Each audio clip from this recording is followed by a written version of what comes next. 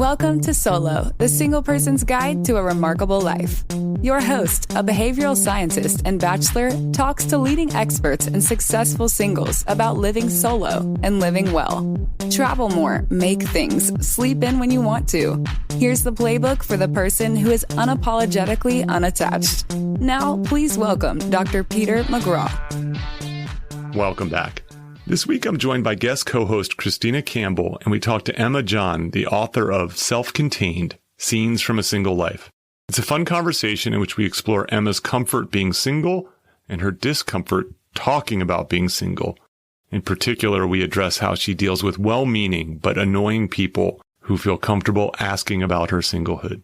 As always, please rate and review the podcast, and be sure to sign up at petermcgraw.org for the Solo newsletter. It comes out once every 2 weeks, so I will not be spamming you. I hope you enjoy the episode. Let's get started.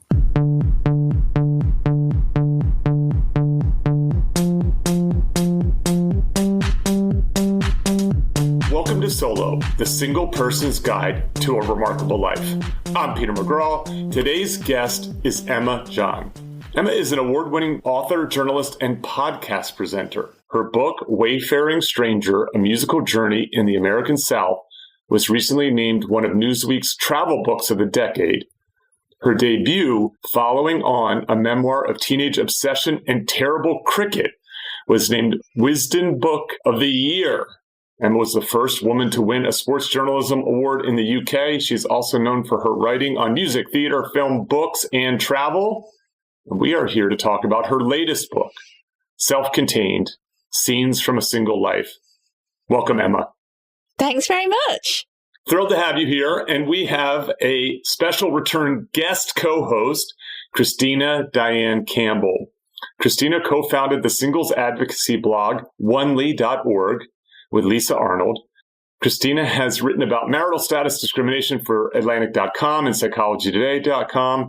Her extended essay, And Sarah, His Wife, about mental health, misogyny, and colonial America won, and I love this, the Michigan Writers Cooperative Press Chapbook Contest.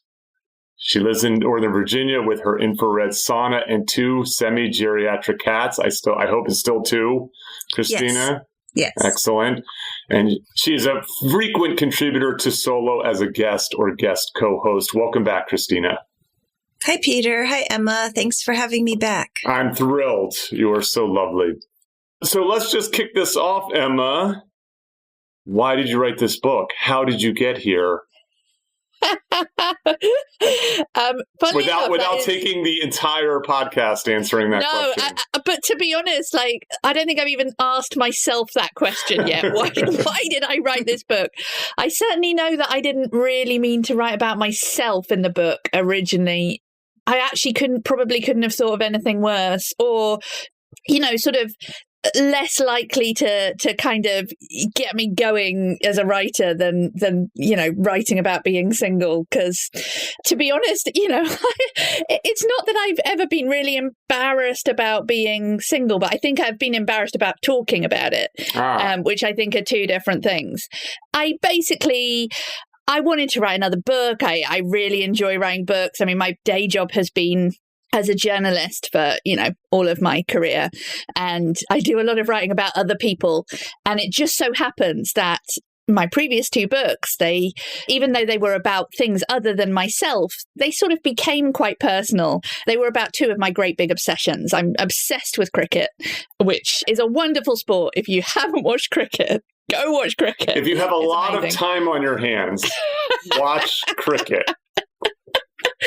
And I was obsessed with that. I fell in love with it when I was a teenager. And so I wanted to write about cricket because that is what I've spent a lot of my life following and writing about as a journalist. And then I went off to North Carolina for 18 months, and I learned how to play bluegrass fiddle. I was a classically trained violinist, and I decided I just fell in love with bluegrass with the same kind of, heart thudding kind of, crash as I had with cricket, but this happened much later in life. And so again, I was like, I want to write about this. But like I said, it was a book about bluegrass and about discovering this new world. But the more I wrote, the more of me came into my writing, essentially. And so I had kind of reached this point where I really found my voice as a writer. And it was, I was a columnist as well on the newspaper, on the Guardian newspaper. And so there was more and more of me coming out the more I wrote. And I had this idea, had been thinking about my own singleness in a way that I hadn't before, because I'd had a big birthday. I'd been turning 40. My sister was having a second kid, and she's a younger sister. So I was just starting to really kind of feel the difference. It's something that, I've been blessed that for a lot of my life, I've been a very outward looking, very gregarious person. I've had this wonderful journalism career where I meet lots of different people.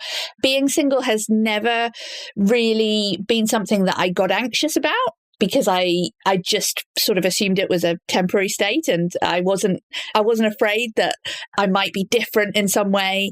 And it didn't really kind of define me, perhaps in the same way that I really felt like being a journalist defined me. That was a big part of my identity, or even being a violin player or whatever it was, any of these things that I thought of being me. Being single didn't really kind of come up on that scale, I think. But then, I was turning 40. My sister was having her second child. I knew that I wasn't going to have children now. And that didn't mean that I didn't want a partner, perhaps. But I basically sort of started thinking, well, what if it doesn't happen? It was the first time I'd really grappled with that idea for myself, ever really allowed myself to think that way. Yeah, you're right. I'm about to turn 40, have no boyfriend, and can't be sure of one anytime soon. I haven't been on a date in 3 years. I'm tired of Tinder, bored of Bumble. I've been rejected by eHarmony, who last time I logged on told me it couldn't find me a single match. I know. I don't know if that's something to boast about or not. I suspect not. It is funny. It means, like a lot of people, that, as you go on, as you live a more remarkable life, sometimes it becomes harder to find that perfect match, which is what eHarmony allegedly is trying to do for you. So, Emma, I just wanted to say, so the whole book for me was very validating. And what really struck me, though, was there were a couple incidences where you describe where, as a single person, you're very aware of your single status in the context of how you displayed some of your emotions. Like there were a couple instances in the book, but I'll just give you like one example. Your younger sister's wedding, because you've mentioned your younger sister a couple times already. So you're at the wedding and you're noticing a lot of people are coming up to you and like, wow, you look really great, blah, blah, blah. And being almost, you thought they were being a little bit too supportive, and you were looking at their support sort of in the framework of, are they seeing me as a older unmarried sister? So a couple times through the book at your sister's wedding, and a couple other times, you're very aware of how people are viewing you as a single person and wondering if you should structure your emotions accordingly, or if they are applying some kind of narrative to you that doesn't necessarily really exist. And that I found so relatable. I just want to give another example because this was really important to me. Tearing up at a christening. You were at someone's christening. I can't remember whose it was. Was it one of your? It was a friend's child. Yes. My friends know not even to invite me to a christening. So I never have to deal. I never have to tear up at one. So Emma, can you talk a little about the tearing up at the christening and sort of what was going through your head? Because it was just so interesting. Yeah. So I think I would call it, I have a condition. I would say I have a condition, which is basically that there is something about certain church services, and baptisms are the main one, that absolutely get me. And it is nothing to do with kids. I mean, to be honest, it happens at weddings too, but like there's something about the baptism service that, because it's to do with belonging and it's to do with inviting this new little person, or might be an adult person, who knows, but inviting this new person into a family. And that's what all the language is about. We work that in the English, in this English liturgy, I think they say something like, we welcome you into the Lord's family. We are members together of the body of Christ or something like that. And it's to do with belonging and community and family, really. And it always gets me. I just it's like I have some kind of like physical reaction to it. And like, you know, my tear ducts just open. And so, yeah, I was at this friend's child's christening. Of course it happened. I knew it was going to happen. And I was sort of desperately trying to kind of blot away the tears before they either, you know, smudged my mascara or got noticed, you know, or like ran down outside my glasses, because, you know, so long as you get them before they get outside your glasses, like nobody can really see, you know, so you're safe. So you have to kind of wedge your tissue up there, but you have to do it very discreetly so nobody sees you're actually holding a tissue. This is my kind of emergency response to when I cry at a church service. And the reason I don't want anybody to see me crying is because I know for a fact they will think I'm crying because I don't have children. You know, that they are going to see their one unmarried, childless friend, and they're going to think, and it's the same reason I hate crying at weddings, and yet I cannot help it because, you know, I'm so happy and it's so emotional, but I hate crying at weddings because I just think, well, you know, I look like the friend who didn't get married and is regretting, you know, her single state and is feeling lonely and feeling vulnerable and all of these things. And who knows? Look, I have never done deep therapy work on myself. There may well be things going deep on under the surface that I am refusing to engage with. I don't know. It's not really my bag, that kind of thing. But I know in the moment, I know why I'm crying, and it's not the reason they think I'm crying. And yeah, I think as well, because, you know, I've always been a storyteller and I've always been somebody who loves reading. So I have absorbed all of these narratives, you know, whether it's through fiction and literature, or whether it's through TV and film. And that's how I know what people are thinking, because that's in the same way it's what I've been told to think. It's what everybody's been told to think, you know. If you're unmarried, unpartnered, whatever, you know, if you're basically alone and single as a woman, at a certain age, whatever that certain age may be, because, you know, I think it has changed over the generations, but there is this kind of pity, you know, an assumption that like you must be sort of a bit sad about that.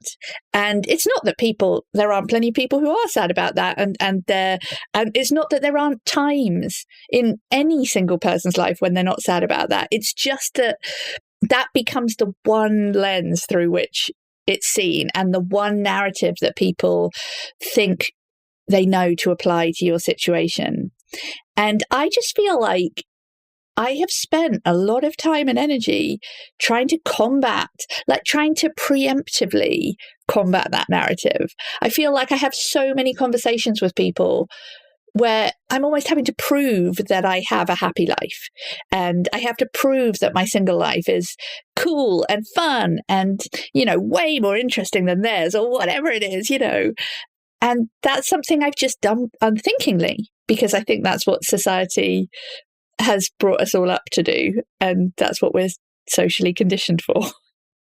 Absolutely. Absolutely. Can I just tell you a story about why these moments where you're modulating your emotions, why they resonated with me so much?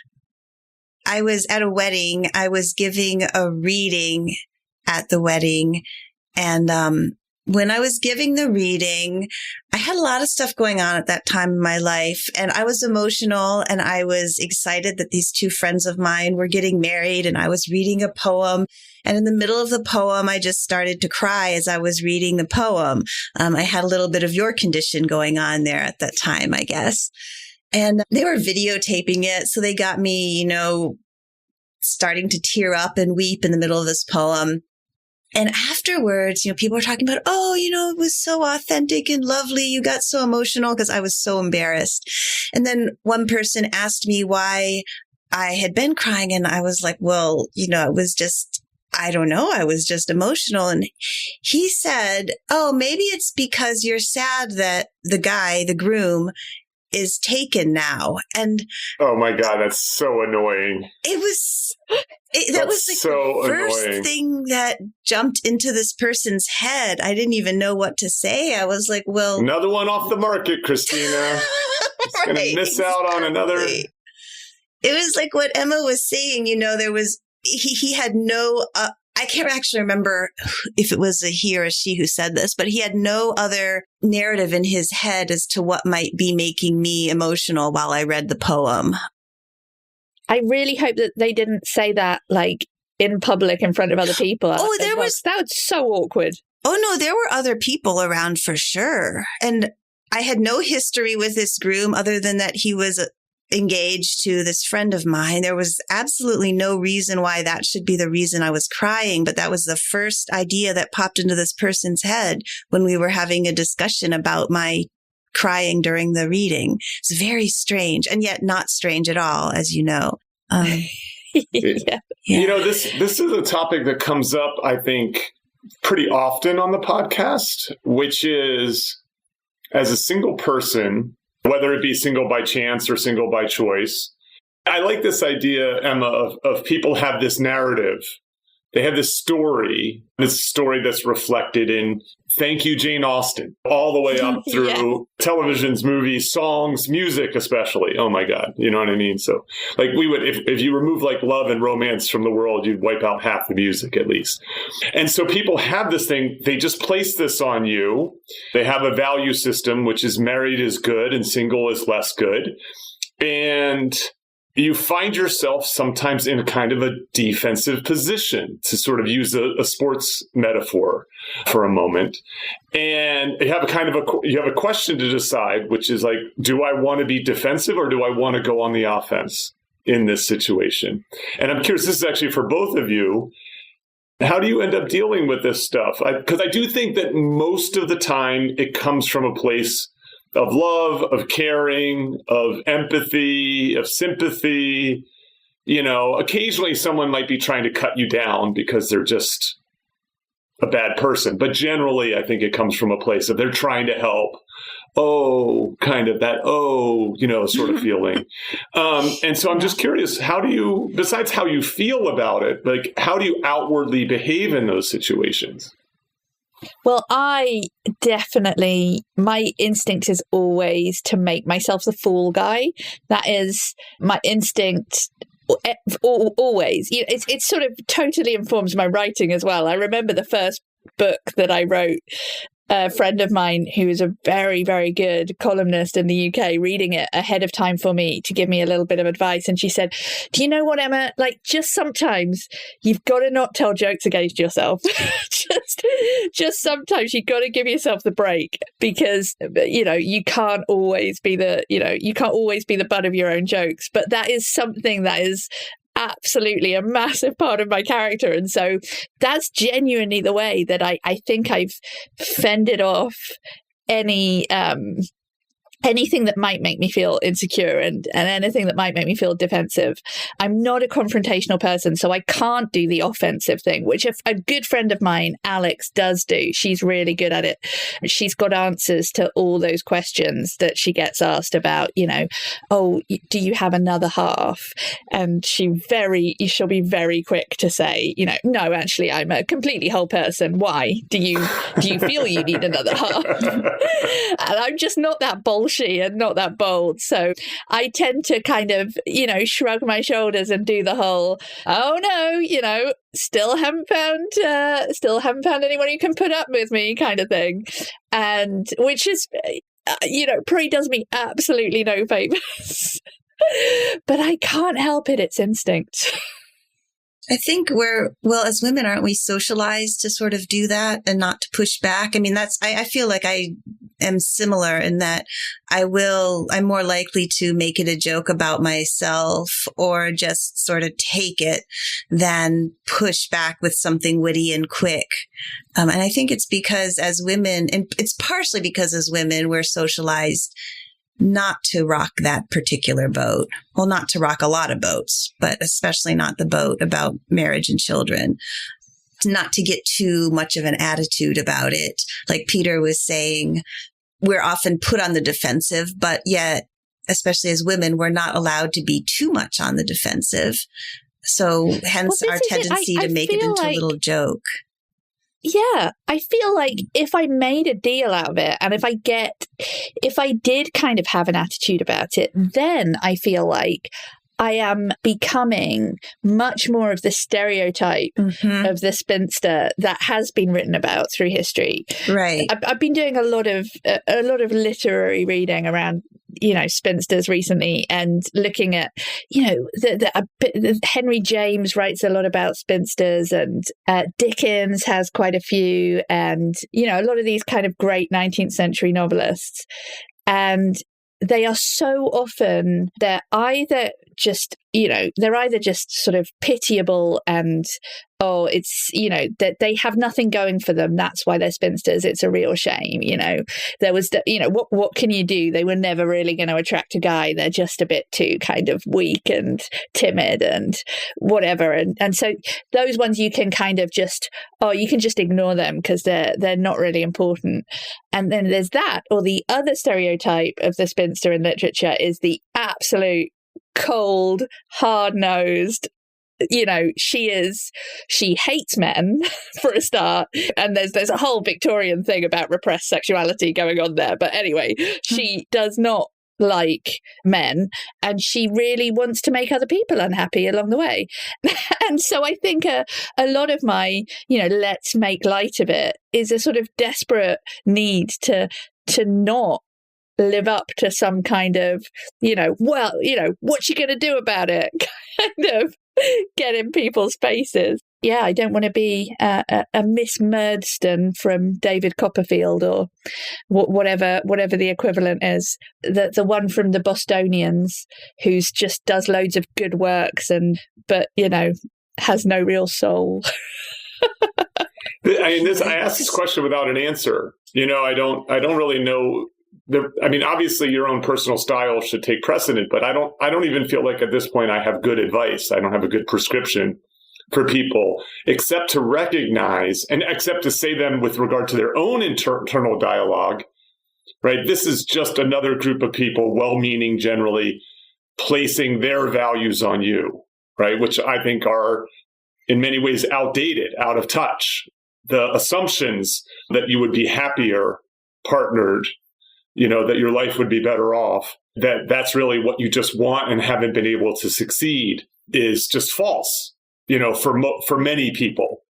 Yeah. At the very least, it's much more complicated than that, even if it is something that you are sort of seeking. And so with me, with the podcast is about just feeling comfortable and okay, and actually so okay that you can be self-deprecating, that these are glancing blows, you know what I mean? That you just kind of, you're like Neo in the Matrix dodging bullets, you know what I mean? Like it's just easy to do and you don't even think anything else about it, in part because you're sort of on a higher plane, understanding. I don't mean to use a Matrix metaphor, but you see the Matrix, right? You see the world for what it is. And these are people who they're just computer programs, just executing what the world has told them to believe and value. Mm-hmm. And so you can handle it however you want because it almost doesn't matter in that. That's really interesting because I think that is very much how I felt in my 30s. I feel like I really peaked in my 30s. I had a great, great time in my 30s. I know. I just read about it in a book called Self-Contained.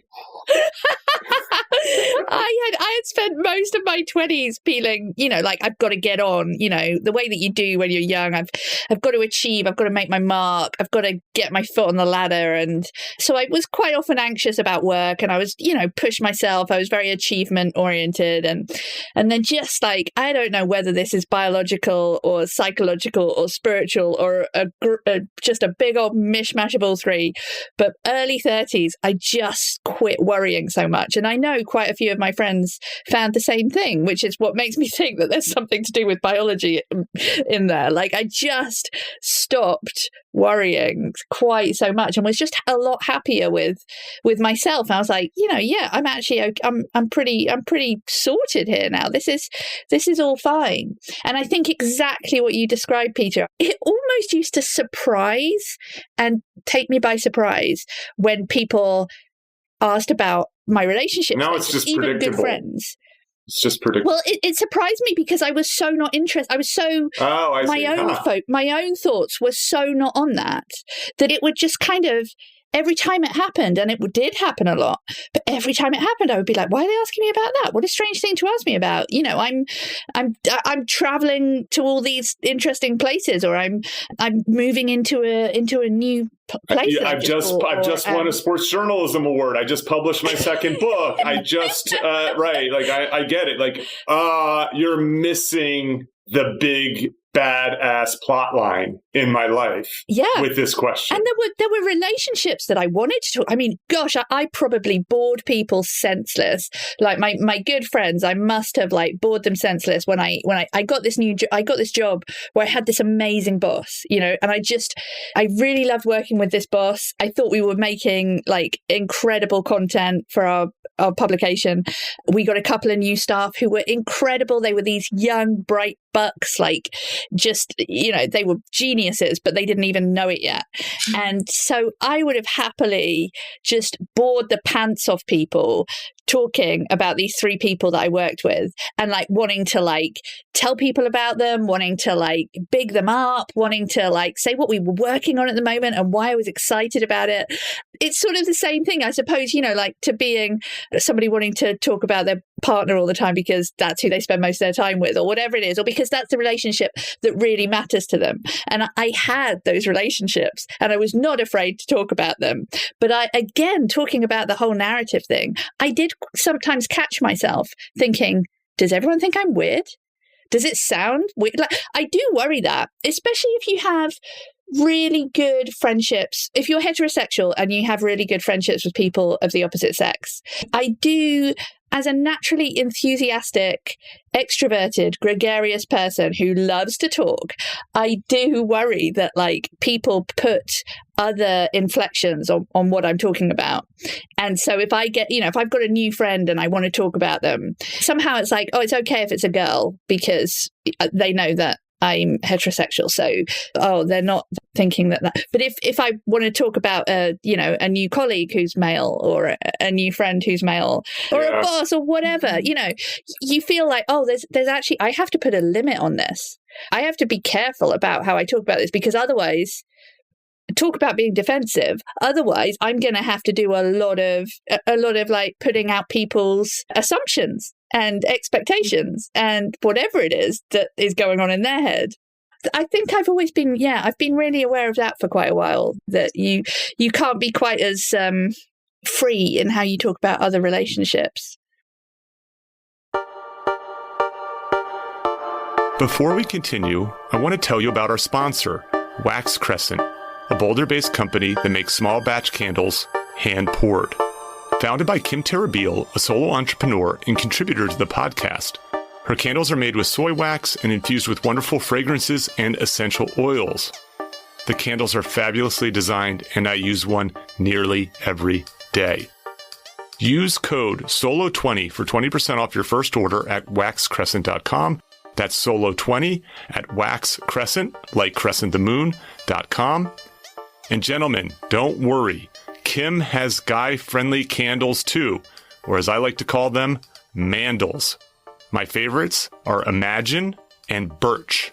Thank you, Wax Crescent, and thank you, Kim, for sponsoring the podcast.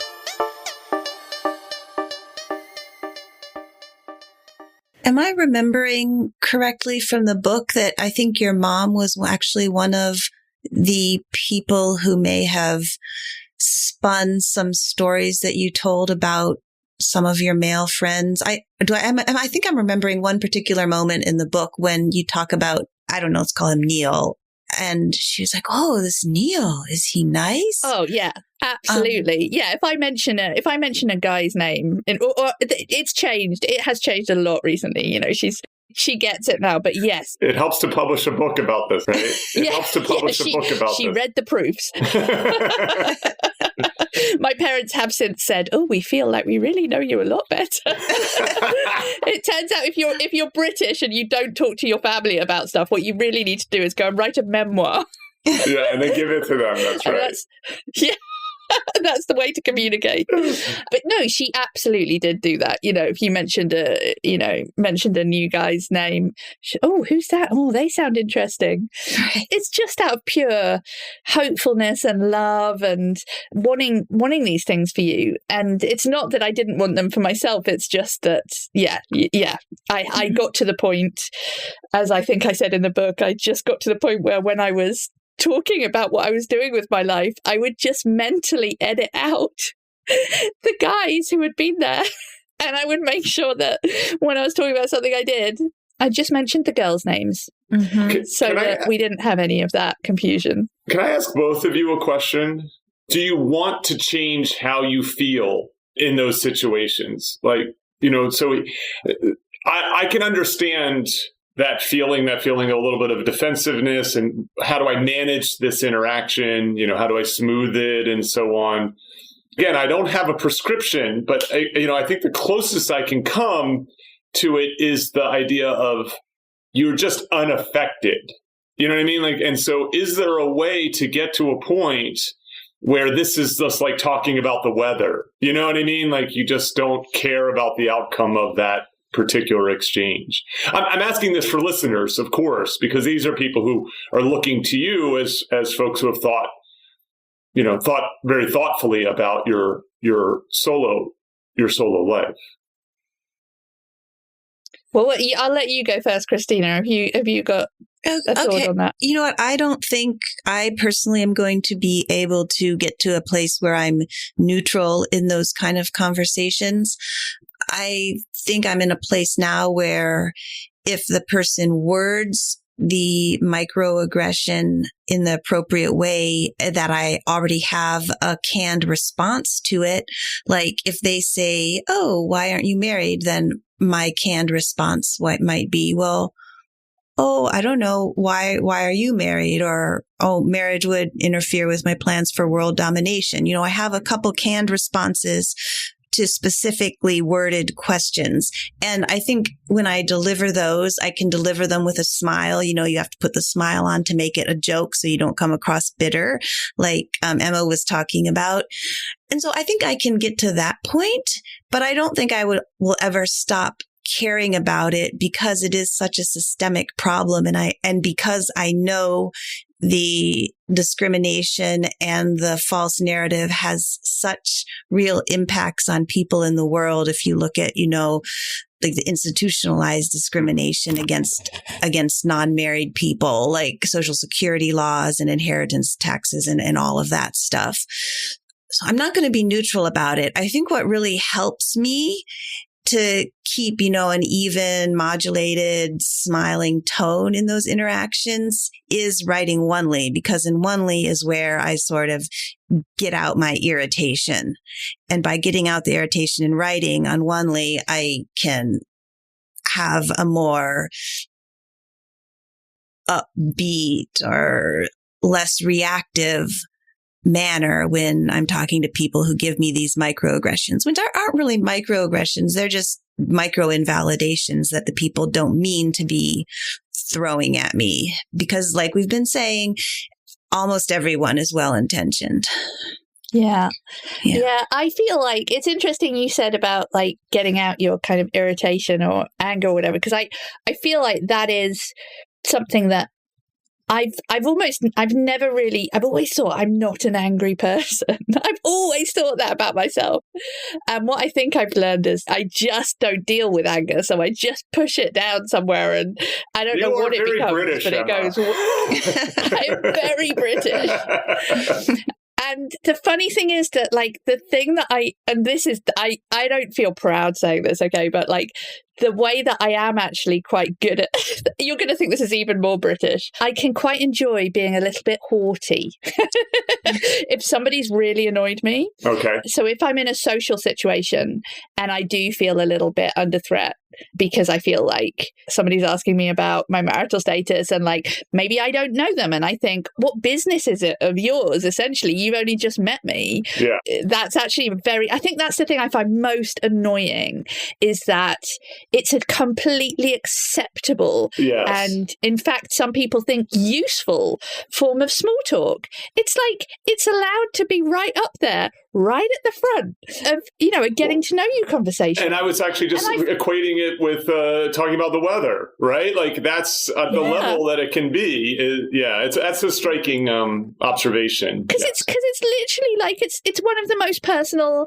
It's one of the most personal things to me, anyway. Mm-hmm. Like it's because, and perhaps it comes out of a different place, that if you do have a partner, then you're so used to like talking about that person. It's a really easy thing to talk about. You can make fun of your partner. You can have fun. You can be lighthearted. It's a really easy go-to situation to talk about. And of course, but for a lot of single people, the opposite is true. Like literally, you've literally just put your finger on possibly their most sore spot. You've just met this person and you've just seen the bruise in the middle of their forehead, and you've gone and poked the heck out of it. And so that can make me feel quite angry, because I just think this isn't okay. And the thing that I quite enjoy is I'm not tall, but I'm just above average height. And I do sort of like drawing myself up a little bit and bringing out all my kind of reserves of hauteur and just not even responding to the question, but just bringing up completely changing the conversation and bringing up some completely different thing that I think is fascinating. And then I quite like that feeling of putting the embarrassment back on them. And I'm saying this, I'm like, this makes me sound like a terrible person, but it's just an occasional little win that I enjoy, to just employ that slightly dramatic effect. And I'm sorry to the people I've done it to, because I don't, it's not good to make other people feel bad, but it has helped me on occasion. Yeah, they're not listening to this podcast, but I'm glad that you're registering your apology in public, at least. I want to pivot here. Thank you both for indulging me, as I'm still puzzling over this. And as someone who wants to support singles, I don't feel like I have great answers for this, except to acknowledge and validate that it's a real phenomenon and your feelings are normal in those situations. You had mentioned friends earlier, Emma, and friends are a big part of your book. I want to talk about Marissa. Right. So I have a saying is that solos should have a team. They should have a group of people, a broad, varied group of people, personal, professional, to help support them in their soloness. And friends are an incredibly important part of that team. I did a whole series on making remarkable friends. And Marissa qualifies, I think, as a remarkable friend. Oh, she is. Very remarkable. And she also, I also did a episode on being single and cool. And Marissa seems to be a very cool single person. She is very cool. There are genuinely times when I'm like, what is she doing with me? Tell why are we friends? Yeah, tell us a little bit about, because people haven't yet read the book. So how you met Marissa, and what makes her so cool, and what makes her such a great teammate? Honestly, I think to be honest, to me, the way we met is kind of one of the coolest things about her. So I was actually looking for a flatmate. Had a 2-bedroom flat apartment, as I believe it is said on the other side of the pond, but I couldn't really afford to live there on my own. And so I was looking, my last roommate had moved out. I was looking for someone new, and I'd advertised and I'd got a few responses and people wanting to come around and look at the room. And then I had this response from this woman, Marisa, and she said, I said, do you want to come and look at the room? She said, no, I don't think so. I just think maybe we should meet, because there's no point me looking at the room unless we get on. And that was so the opposite of what everybody else had said. I was like, wow, this woman is like, yeah, she's got moxie. I like it.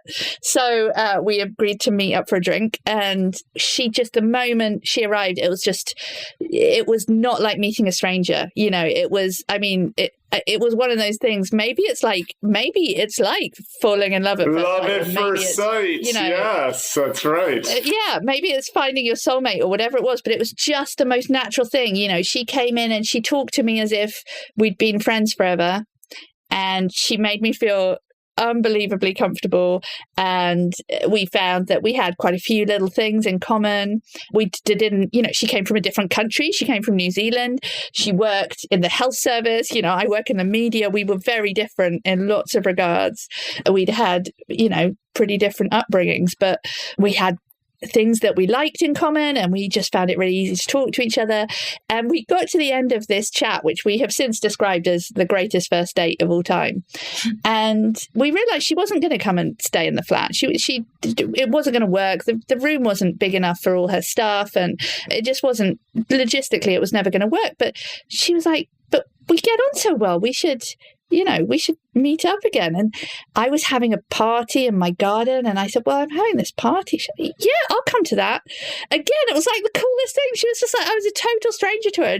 She was coming to a party where she was going to know absolutely nobody, including the person who invited her, because she'd only met that person once before. She showed up anyway, and she got to know all my friends. And we've been, inseparable ever since. That was about 10 years ago. That's wonderful. That's really wonderful. Yeah. And she has been one of my greatest supporters. She's she is now married herself. And I've got to say, there is no greater, I think, supporter of a single person than somebody who has also been long-term single themselves, because they don't forget. And that's really special. I've got a couple of friends like that who, have both really, really experienced what I've experienced and been through. We're talking like a 10-year period of not having a partner, or 20-year period, or whatever it is. And I think those people, when they do find their lobster or whatever it is, they don't leave you behind. And they don't forget you, because they've been there with you and they know what it's like. Before Christina gets to her question, because I know she has one about Adam, another friend, you just mentioned Find Your Lobster. For people who don't know that reference, there's a recent indie film with Colin Farrell, I think, called The Lobster, in which single people are sent to this resort. Like they're imprisoned in a resort until they find their single person, their partner. And if they don't, they're turned into the animal of they're like hunted and turned into the animal of their choice. It's a very dark, bizarre movie that extends the narrative that we've been talking about to kind of absurd heights, so to speak. I'll put the trailer in the exhibits just for people who are curious about this. I'm sorry for the aggression, but Christina, please. Oh, actually, I sort of wanted to back up and talk about some of the female friendships that Emma was just talking about in the context of, creating a supportive network. There were a couple scenes in the book that I really related to, because in one scene, you're like, I'm going to paint this room. Why not? And then it becomes a whole thing, because there's so many little steps involved that you don't think of in the beginning. And as a single homeowner myself, I know those home improvement projects can get so overwhelming so quickly. And one of your friends, when she found out that you had gotten overwhelmed by this, what you thought was going to be a simple paint job, she just stepped in and she was like, okay, here we go. This is what we need to do. This is how we're going to do it. And I thought that was just a really great example of, how a friend support network can sort of step into the role that a spouse might sometimes play. I don't know if that friend was Marissa or if it was someone else. Yeah, that was Marissa. Yes, okay. That was her. Yeah, that sounds. Yeah, and she's done that for me so many times, and she's always one of the first people. If I'm ever sick, she's the first person to say, okay, I'll be there this afternoon. What do you need? I'll bring you painkillers. I'll bring you cold medicine. Because I think that is one thing that is so easy to forget for single people, is that you just don't have that other person who's got their eye on you and is checking in daily or whatever it is. So, and I, genuinely, that has often been the times when I think I say in the book that I don't often feel lonely. Weirdly, I just don't. I seek out company so much that it's very rare for me to feel lonely. But my fear of loneliness is always caught up in those thoughts of, but what if? Mm-hmm. What if? And the what if is generally to do with what if I get really sick, or what happens when I get really old? What happens when you get stuck in the attic? Can you talk about that? What happens if I get stuck in the attic? Or stuck in the... Which did actually happen to me. Yes. I mean, this is no surprise to my parents and my family, who think of me as the most clumsy person in the world. And they've always said about me, she's so smart in some ways, but she has no common sense. This is generally how I am perceived within my nuclear family. So this just proved their point in some ways, that I have an attic space. It does not have one of those self-contained ladders or anything like that. Generally, I kind of I don't even have a ladder that actually reaches high enough to properly get me in there. So quite often I just have to kind of put this ladder underneath and then sort of hoist myself up from the top of the ladder into the attic space. And I can't remember what I was doing up there, but I know that when I went to come back down, I kicked over the ladder. Right. So I now had, there was now just a big old distance between my little perch up in the attic and the floor below me. I mean, luckily the bed was not complete. The bed was sort of near enough. I stayed up there for a really long time. So I just want to interrupt for 1 second. This is not a good reason to get married, is to not get stuck in an attic. I just want to go on record. Okay, please continue. I mean, yeah, fair enough. Yeah, that is true. But I stayed up there for what felt like an eternity. Like, it really did. I mean, I was genuinely thinking, what am I going to do? I'm going to get dehydrated or whatever. I swear I was probably only up there for like 20 minutes. I don't know. It felt like a really long time figuring out my options. And I have always known that I'm not a kind of survivor kind of person. So it wasn't, I was never going to kind of like stay up there and, I don't know, like find mice and eat them raw to keep myself alive or whatever. That was never going to happen to me. I was just like, no, I'm bored already, bored now. Need to get down. And I worked out that basically either I could just drop to the floor and probably break some bone or other.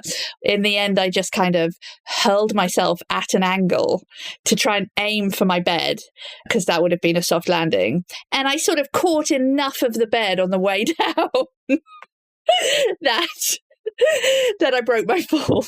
But I did learn a valuable lesson about, not going up to the attic when you really don't have any support system there. Yeah, that's fine. Let's talk about platonic friends. So you have guy friends. You're good. It seems like you're good at having guy friends. You talk about how you have a knack, and I think it's supported in part by your interests, right? You like music and you like sports. You're a sports writer. So you have some sort of overlap in topics, and especially ones that are a little gendered, in that sense. Yes. And I'm a big believer, as a solo, you want lots of different types of friends for different types of activities. You have your brunch friend and your hiking friends, and those friends might not be the same people, that kind of a thing. You might have a travel friend. You might have I have a cafe friend who I sit and write with for hours on end, and we never run out of things to talk about, and so on. So can you talk a little bit about like the development of these guy friends? And then you had kind of a unfortunate story about one of them. Yes. Yeah. Well, I think, yes, it's always been a surprise to me that I became good at making friends with guys, because I grew up and was educated in a completely single-sex environment. So I went to all-girls schools, up until the age of 18. And my family is, I have a mum and dad and a sister, and the noisiest three people in that family are the women. And my dad has always been the quiet one. So, I think he was there, but he wasn't really there. He was there trying to avoid the chaos. So I just had no kind of experience of male friendship until through my childhood. But yes, I think the fact that I got obsessed with sports as I did in my teenage years, and the fact that I kind of just had this kind of slightly rubber ball quality to my personality that meant I was so determined not to be afraid of things. That seemed to me a really important characteristic. I don't know who taught me that, whether that was my mom or my dad or a combination of both, but it seemed really important to me. And so I ignored a lot of social conventions, especially ones for young sort of teenage women, late teenage women, young 20-something women, where it really is like you've got to, there's such an impulse to like, you're supposed to be making yourself attractive to your preferred gender. You're supposed to be kind of making yourself attractive to them. I did not go down that route. It's not to say I didn't like dressing up nice and like I didn't like the idea that, I might attract somebody, but it was never at the forefront of I just wanted to engage them. I wanted to talk to them. I wanted to like make them feel like I had earned my place alongside them. I think that was a big part of the way that I approached it. And in some ways that meant not doing the opposite of trying to attract them, because, I didn't want them to think that was what I wanted. I just wanted to like be able to meet them on their friendship level, and I saw the way that guys got to do things together. Like their hangouts always seemed so much more social than the girls. Like I found that really strange, and it was intolerable to me, the idea that when I was at college, or even when I first moved to London in my 20s, the girls' hangouts would be these kind of times when you got together and you talked about guys. Oh, right. Whereas the guys were going go-karting, or they were playing golf or frisbee, or they were going to watch a movie and like get pizza. And I was just like, why are their hangouts so much better than the girls' ones? So I just gravitated towards them and their hangout. It just became a rolling thing that just gave me the confidence to feel like I was being my authentic self around them. And so there did come a point where, when with rare self-reflection, I did wonder, hey, is there something about what I'm doing that is self-perpetuating? Is there something about the way that I'm approaching guys and male friendship that means that I almost discount myself from a romantic relationship with them? And it's called the friend zone. I mean, there's a term for it. It's, that's right. Yeah. Was I self-zoning myself? Yes, was I putting myself in the friend zone, like preemptively every time I met a guy, because I was like, I'm going to be your buddy. And so basically this happened with one guy. Like we got on really well as friends, and it was a really easy friendship. And again, I was like, I knew that I had become someone special to him, because other people told me, they were like, you're not only his only female friend, you're kind of his only friend right now, like you are his closest friend. And over the course of a certain amount of time, I was thinking, hey, yeah, maybe I feel like there is a chemistry there. There is an attraction there. And this is really nice. And like, it's really gentle, but it's definitely there. It's palpable. It's growing.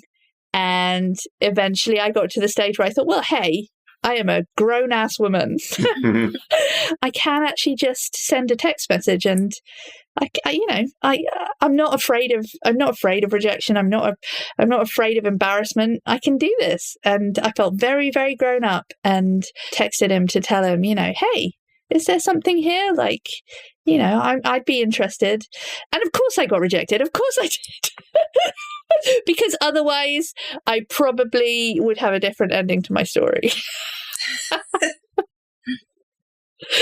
But it's okay because, it made for a really good chapter of a book. And like I said, I do like stories where I come out being the kind of, oh, this happened. And it was a bit embarrassing, but I will deal with it by laughing at it. Well, I mean, to me, I think it was Adam. He was the one who came out looking not super duper, not super great out of that story. You looked like a grown-ass woman, like you said. Yes. You did what you needed to do. And he came off as maybe not the most emotionally available person in your life.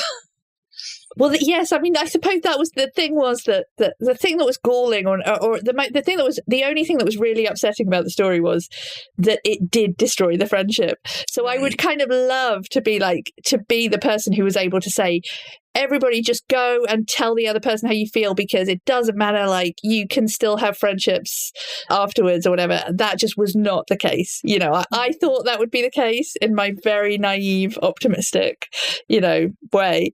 And no, that was the end. That was, it's now he's obviously a bit too embarrassed to kind of keep the friendship up.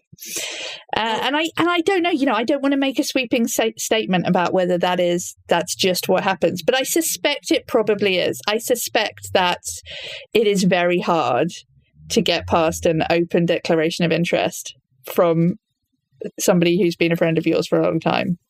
Yeah, I don't know. There's the Gretzky thing. You miss 100% of the shots you don't take. And as someone, Emma, who's good at making friends, there'll be another Adam. You know what I mean? Like that kind of thing. Yes. So I feel like, you have no regrets. You obviously have, a positive response to it. Hearing you tell the story, the emotions around it feel a lot different than I was reading into it in the book. And so I think that's, I think it's great that you did it. And it's unfortunate that he didn't handle it well. But you should trust your instincts until you realize your instincts are bad. Is what I often say to people. So I want to pivot for the last topic, if I can, about work-related things.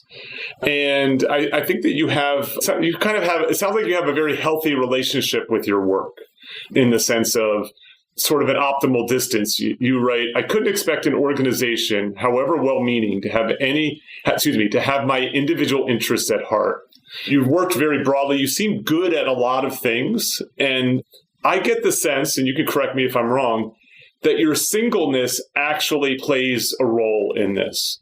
That is, because you're single, it allows you to get good at a lot of things. And you like the work that you do, but it doesn't identify you. Like you're not single because you're obsessed with work in any way. And so, if you could just sort of talk a little bit about your experience as a single person working. Am I right that you're good at what you do in part because you are able to focus time, energy, effort, resources into whatever it is that you are, turn your attention to, and you don't have to worry about a partner kind of holding you back, saying, when are you getting home? This kind of thing. Yeah, or saying, is that the right job for you to take? Because that we need a bit more security. Mm-hmm. We need solid income while we're building our extension or whatever it is. I have been able to be pretty footloose, certainly in recent years, and that was a big change of my own attitude because. I mean, you mentioned about the organizational thing. I very much was looking for validation from the company that I worked for. And partly that came because, like I said, I was in such a great team at one stage, and I was really I was flying, I was like, this is one of the greatest jobs. And I definitely did work like way too late. I was working till midnight sometimes. I was putting my absolute soul and all into it. And then, but things change, teams change. Mm-hmm. You don't get to work with those people forever. And what I realized after that team broke up and I was, I was sort of put in a different role and with different people was oh, it's not the organization that makes me happy. And it's not even particularly this particular job or this particular role that makes me happy, because that hadn't changed. It was the people around me that had changed. And I just, having lost what was a really kind of important set of relationships, that did make me realize, well, yeah, like I do find identity in my relationships potentially more than I find it in one particular task or in this particular organization. And I kept, for a while, I was really kind of still looking to find my belonging in that work and in that workplace. It wasn't there. It was like, oh, yeah, like, of course, a company of, 1,000 people doesn't love me. Like, that is not what it exists for. There's only so long you can have a kind of unrequited love for a company or an organization until you go, this is not healthy. What you love, and this is what I discovered about myself, if what you love are the people and the relationships with the people, then you have to go seek that out, and you have to find ways to work and to earn your living where you're with people and where you're doing things that you enjoy. And I've always been somebody who, of sudden passions, I would say, of sudden and overwhelming enthusiasms. That is my makeup. That's how I'm made. That's why I fell in love with cricket. It's why I fell in love with bluegrass. It's why my mum used to say, if I would every year I would have a different thing that I was really into: swing dancing, golf, whatever it was. And she would be like, yeah, okay, I'm not going to invest too heavily in whatever it is you're into right now, because it's probably not going to be the same thing next year. And I think an old-fashioned view of work, even an old-fashioned view of identity, would look at that and say, that's flightiness. I can hear my grandma saying that in a way, like, because, just pick because something, 2 generations ago. Just pick something and settle on it. Pick something and commit. And I think what I discovered was my interest in lots of different things and my ability to get enthusiastic about lots of different things. That is a strength in itself. Mm-hmm. I can make something of that. And I did, and I have made a career out of that. Yeah, the voices in my head that were like, no, work's not supposed to be fun. Work's supposed to be like solid, committed. And it's just like, because again, that's what you've been, that's what I've been grown up to sort of believe and socially conditioned to believe. But absolutely, I feel like, and my friends, my married friends do say this, like there is a nimbleness to my life that means that it's very well suited to self-employment and to freelance and to travel writing, for example, where it really sometimes is just a case of, oh, do you want to go to such and such a place next week? We need to send somebody on this trip next week. Are you free? And that would be really hard to square with family commitments, because how do you keep saying to your partner or your children, oh, yeah, sorry, mummy's going to Miami on a cruise. Right, yeah, for work. Next week. For work. Yeah. But she still loves you. I like this metaphor of like a family's like an SUV, but a single person's like a motorcycle. Very nimble, can weave in and out of traffic, that sort of sense of it all. Yeah, no, I think that's great. This guy Naval said, specialization is for insects. And I always like that idea. Like we live one life. Why not try to do it all if that's what you like to do? Emma, are you a Gemini?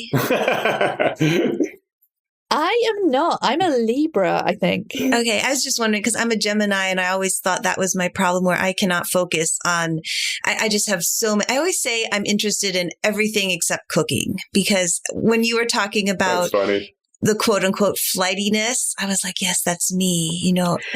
Everything is fun and interesting except cooking. Yeah, well, thankfully we have DoorDash and Postmates now, Christina. So we're all exactly. Set. I subscribe to 2 different services. So I want to ask a final question of both of you. So, Emma, you just published Self-Contained, this memoir about your single life, and it's wonderful and it's authentic, and we cover some but not all of the topics in there. And Christina, you have the Onely blog where you're essentially advocating for single people, and I, obviously I have this podcast, and so we are different than the average single person. In the following way is we have in some way communicated with the world about being solo. But there is I wonder, is there a cost to doing that in the following way? That is, you meet someone, you go on a date, and they find out that you have published this blog, that you've published this memoir, that you have this podcast.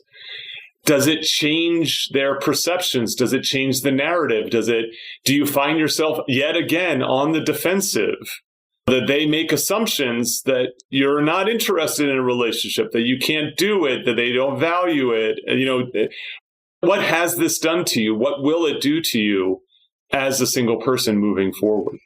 That's a really interesting question. It is something that has passed through my thought, but because the book wasn't out until May, it was something I really put off thinking about. I mean, I definitely did think that. In fact, I did a radio interview over here, and the radio presenter did say to me, "What are you going to do when you do find a partner?" Oh yeah, do you feel committed? Do you have to stay single forever now, Emma? Yeah. Isn't this what you write about? Like, you're gonna, and I was just, I mean, again, we've just talked about the fact that I love loads of different subjects. I was like, that is not a problem. I will find something else to be really into and really kind of want to write about. But no, I mean, I have, as somebody who, writes for a national newspaper and who has, a certain, very small, very niche following as a cricket writer, and who wrote quite a personal book about cricket.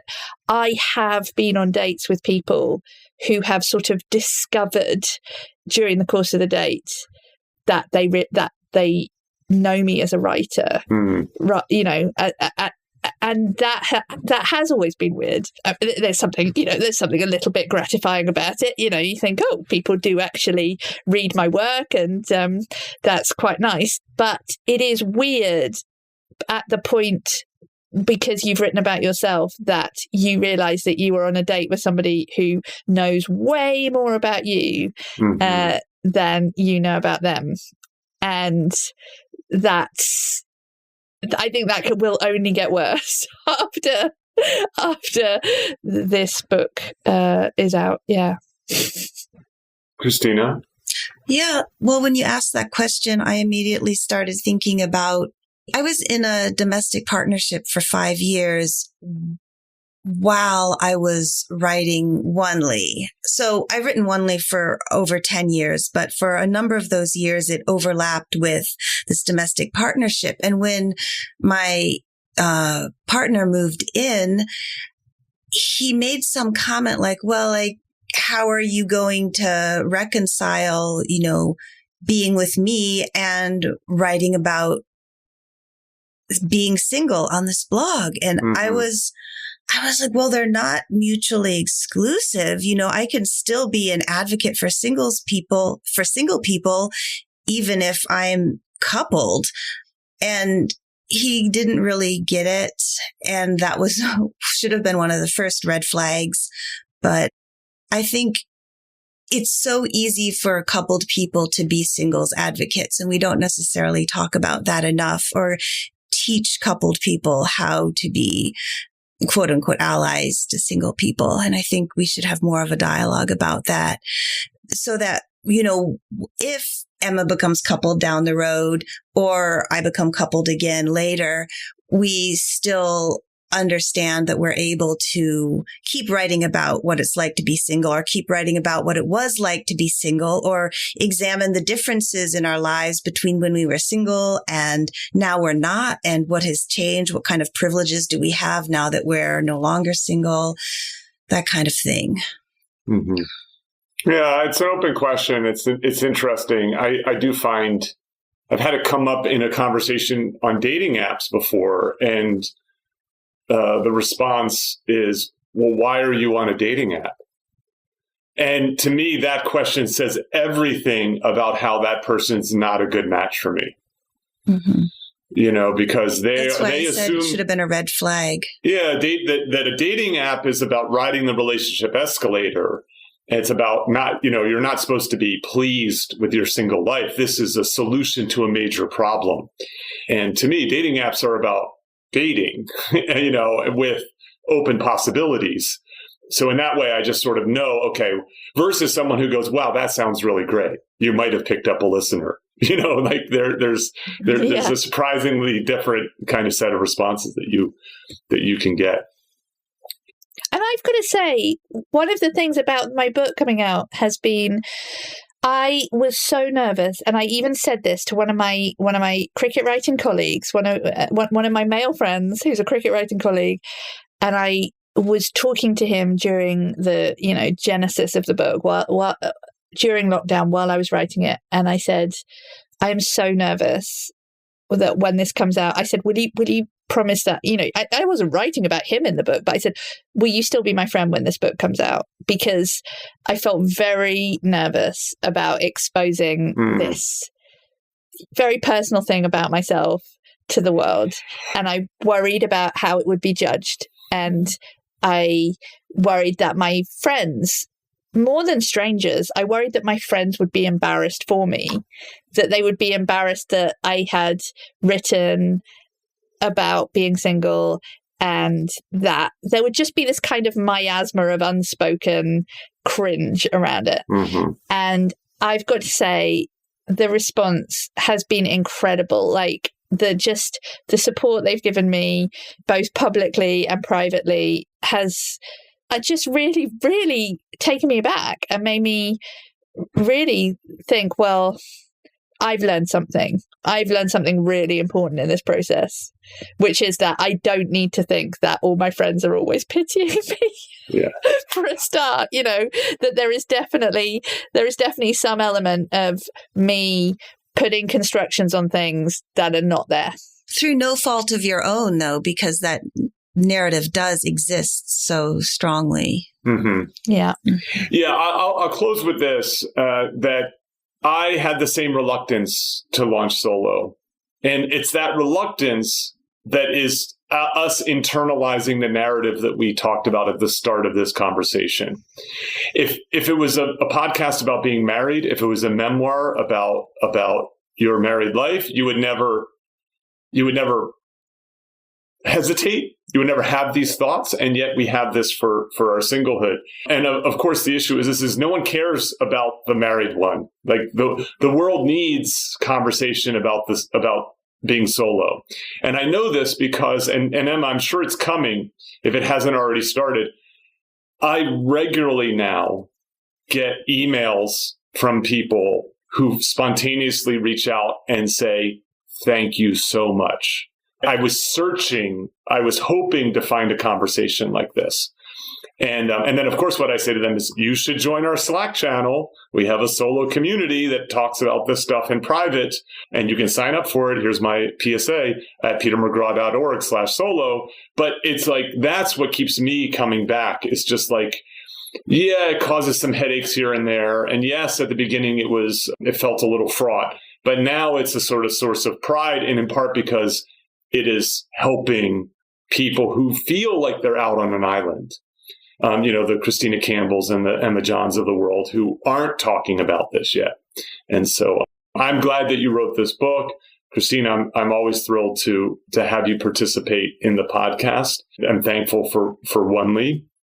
And I just want to say thank you to both of you for a really wonderful conversation. Thank you. It's been great. Thanks to you too as well. Cheers. Thank you for listening to Solo, the single person's guide to a remarkable life. For more about our guests and show notes, go to petermcgraw.org. Please subscribe and share with your single friends.